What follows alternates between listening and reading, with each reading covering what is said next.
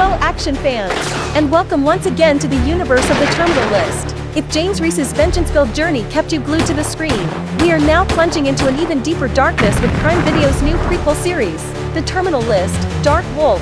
But this time, our focus is not on Pratt's James Reece.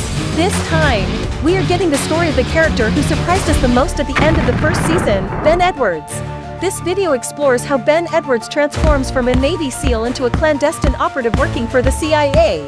And believe me, this journey holds much more than just revenge, because this story deals with moral gray areas, the limits of friendship, and the psychological destruction of an operator.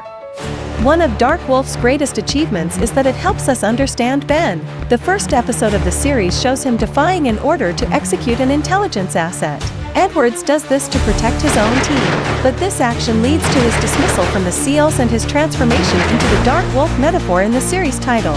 But Edwards is not alone on this journey. His former SEAL teammate, Rafe Hastings, steps into the CIA's shadowy world alongside him. The series implies that Hastings has Rhodesian origins and harbors a deep distrust of the CIA, but it's clear they are saving that story for later episodes.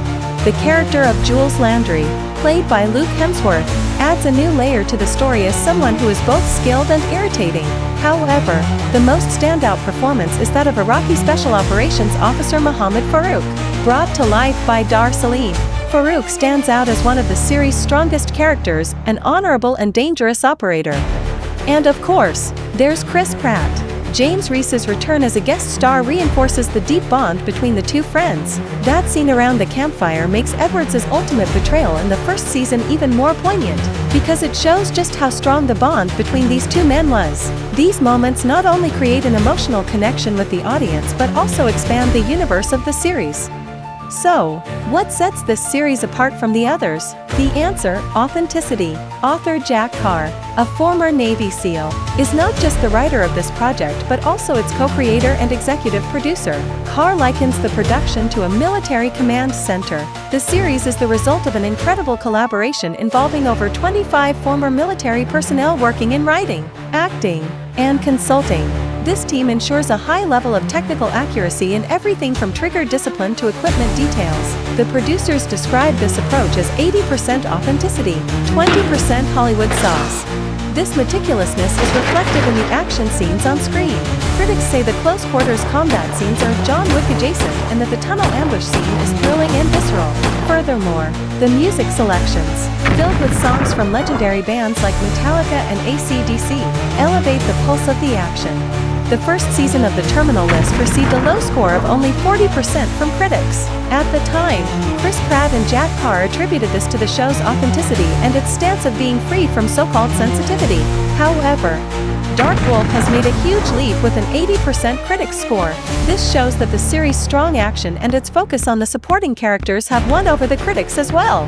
Audience scores, however, are extremely high for both series. On platforms like Reddit, the show's political undertones and its parallels to real-world geopolitics spark heated debates. While some claim the series is a form of propaganda, others defend it as a realistic thriller.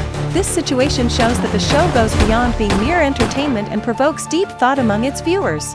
And now, the most anticipated part, that crazy theory spreading among the fans. Remember, at the end of the first season, Ben Edwards' body was never officially shown on screen. Many fans claim that James Reece didn't actually kill Ben, but merely let him escape. They believe that by saying, "I'm not going to kill you, but I never want to see you again," Reece allowed Ben to disappear. This theory gained even more traction when author Jack Carr stated he was open to doing more seasons, because taking a prequel even further back offers very little in terms of character development.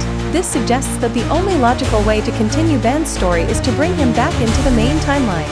This has the potential to transform the series into its own universe with its own narrative, independent of the book series. The Terminal List, Dark Wolf is not just a backstory. It is also charting a promising new course for the future of the franchise. It is a testament to the power of authenticity and the enduring appeal of this Dark Wolf's narrative.